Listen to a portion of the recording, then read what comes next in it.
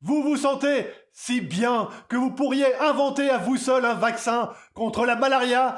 Nous non plus. Bienvenue sur Aimons l'info. De petits changements peuvent avoir de grands effets. Ainsi, si chacun d'entre nous choisissait de prendre son vélo au lieu de la voiture pour une seule course par jour, ça suffirait déjà pour abaisser les émissions carbone de 67%. C'est le résultat d'une étude de l'université d'Oxford menée dans 7 villes européennes, dont Zurich. Il est temps de décrasser vos muscles et de donner un coup de jeune à ce vélo qui rouille dans le garage.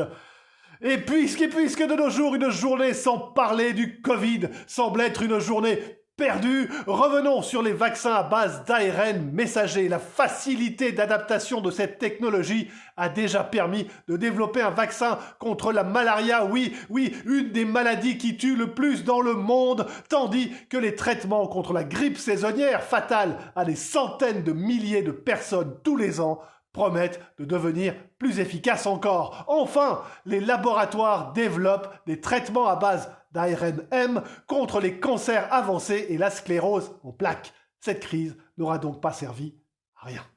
Enfin, si vous alliez supporter votre équipe préférée au stade tous les dimanches, certain que votre présence active pouvait donner du peps à vos joueurs et faire flipper leurs adversaires, vous pouvez ranger votre fanion et vos chants de supporters. Une étude comparative menée durant la dernière saison de foot dans plusieurs pays, dont le Royaume-Uni et l'Allemagne, alors que les matchs se jouaient à huis clos, montre qu'avec ou sans public, l'avantage de jouer à domicile reste fort. Seul changement, la pression de la foule semble influer sur les décisions arbitrales en faveur de l'équipe évoluant à la maison.